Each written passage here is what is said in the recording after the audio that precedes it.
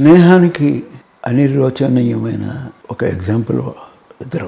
ఒక మనిషితోటి స్నేహం చేయటమే కాదు రామారావు గారు చేసింది, ఆయన బాగోగులు కూడా చూసేవారు. దాంట్లో మొదటిది ఆయనకి ఆయన మీద ఉన్న నమ్మకంతో చేరదీసిన వారిని పూర్తిగా తన మనిషిని చేసుకుని వర్క్ చూపించేవారు. అలాగే ఓ ప్రేమ చూపించేవారు, ఏది అభిమానం అన్నీ ఆయన దగ్గర అవన్నీ కూడా ఒక ఫుల్ ఫ్లెడ్జ్డ్గా ఉండేవి. దానికి ఎగ్జాంపుల్ ఏంటంటే రామారావు గారు కుర్చీలో కూర్చున్నారు. అప్పుడు తీయబోతున్న సినిమా నిర్మాతలు దర్శకులు కూర్చుని ఆయనకి ఎంపిక చేసిన కళాకారులు అంటే నట వర్గం కానీ సాంకేతిక వర్గం కానీ వీళ్ళందరినీ వాళ్ళు లిస్టు చదువుతున్నారు. మొదట హీరోయిన్ దగ్గర నుంచి ఆరంభించేటప్పటికి వచ్చి ప్రతిదానికి ఆయన శభాష్ అని ఎంకరేజ్, చాలా పాజిటివ్ అప్రోచ్తో చెప్పేవారు. ఆయన చాలా ఎంతూసియాస్టిక్గా సంతోషంగా, అంటే ఒక అనుమానం అనేది ఒక సంశయం అనేది ఉండేది కాదు ఆయన మాటలో, నిర్దిష్టంగా ఉండేది. అలా చెప్పుకుంటూ వెళ్తూ ఉండగా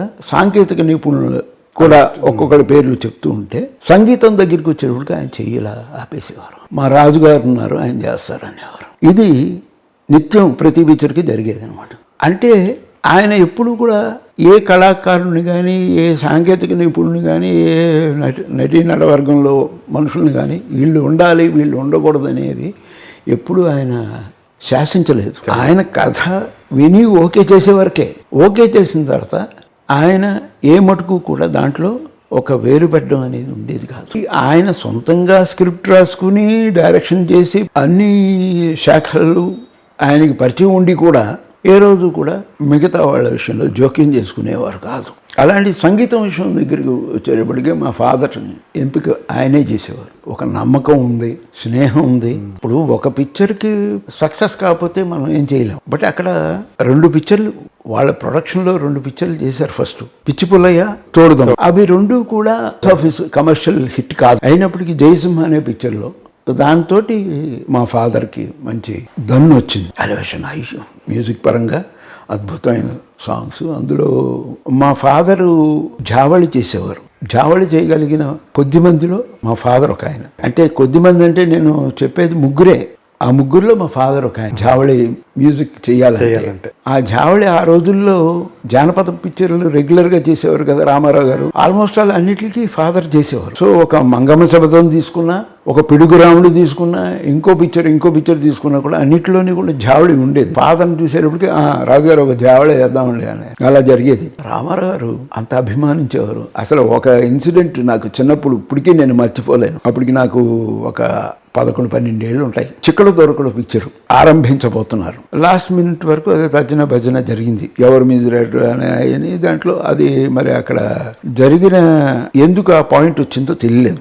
రామారావు గారు మటుకు తన పట్టు వదలలేదు. రేపు పొద్దున కంపోజింగ్ అనగా రాత్రి 11:30కి ప్రొడ్యూసర్స్ వచ్చి రాజుగారు రేపు పొద్దున కంపోజింగ్ ఉంది మీరు వచ్చేయాలి మీ అని 11:30కి తేల్చి చెప్పారు. రాత్రి చిక్కడు దొరకడు. అలాగా ఆయనకి మా ఫాదర్ అంటే ఎంత అభిమానం, మా ఫ్యామిలీ అంటే వారి మిస్సెస్ బసవతారకం గారికి అంతే అభిమానం.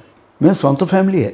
వాళ్ళ ఇంట్లో కూర్చుని చంద్రమ్మ గారు రామారావు గారిని పెంచిన ఆవిడే, అండ్ వాళ్ళ ఫాదర్ అండ్ మదర్ వెంకటరామయ్య అలా కూర్చుని కబుర్లు చెప్పుకుంటూ ఉంటాం. అంత వయసు లేదు క్వశ్చన్ చేసి ఆయన చెప్పేదాన్ని వినే అంత ఆకలింపు చేసుకునే అంత ఇది లేదు. వ్యాసారావు స్ట్రీట్ అని అక్కడ ఒక రూము తీసుకుని రామారావు గారు, డైరెక్టర్ యోగానంద్ గారు, ఆ తర్వాత డైరెక్టర్ టి ప్రకాష్ రావు గారు మా ఫాదర్ ఉండేవారు. అక్కడ చాలా క్లోజ్గా మెలిగేవారు. అక్కడి నుంచి ఆ ఫ్రెండ్షిప్ అసలు ఇంకా అది మా ఫాదర్ ఉన్నంతకాలం అలాగే ఉండింది. అంటే ఆ తర్వాత లేదని కాదు, ఇప్పుడు ఆ తర్వాత మేము మా ఫాదర్ మెలిగినట్టు మేము మెలగలేము కాదు. కాకపోతే బసవతారకం గారు మటుకు మమ్మల్ని వదిలేవారు కాదు.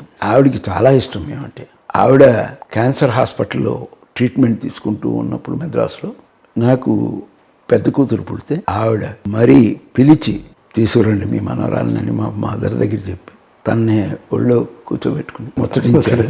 నేను మర్చిపోయాను. కరెక్ట్గా ఆవిడ గురించి ప్రస్తావన ఆ అమ్మాయి ఇంట్లోనే మనం ఇప్పుడు ఈ రోజున చేస్తున్నాం. పెద్ద అబ్బాయి రామకృష్ణ తెలియదు, పరిచయం లేదు. అంటే మాకు తెలిసేటప్పటికే మధ్యలో ఒక గ్యాప్ వచ్చింది. నా ఫాదర్కి ఆయనకి ఒక చిన్న మిస్అండర్స్టాండింగ్. అది ఎందువల్ల వచ్చిందో కూడా నాకు ఐడియా లేదు. కానీ బట్ ఆ 2 సంవత్సరాలు ఫాదరు టచ్లో లేరు. ఆ టైంలోనే తను పెద్ద అవటం, అప్పటికి మాకు ఊహ వస్తూ ఉంది. ఆ ఊహ వచ్చినప్పుడు తీరా చూస్తే ఆ రామకృష్ణని నేను చూడలేకపోయాను. ఒక్కసారి మటుకు ఎలా జరిగిందంటే, మేము రామారావు గారి ఇంటి కాంపౌండ్ పక్క కాంపౌండ్లో నాగయ్య గారు ఏదో నాటకం వేస్తూ అక్కడ ప్రాక్టీస్ చేస్తున్నారు ఆ కాంపౌండ్లో. అక్కడ టెర్రస్ మీద నుంచి చూసేటప్పటికే రామకృష్ణ అక్కడ కూర్చుని పుస్తకం చదువుతూ కనపడ్డాడు. అది ఒక్కసారి నేను చూశాను. అపార్ట్ ఫ్రమ్ దట్ మిగతా పిల్లలందరూ కూడా మాకు అందరూ సుపరిచయం.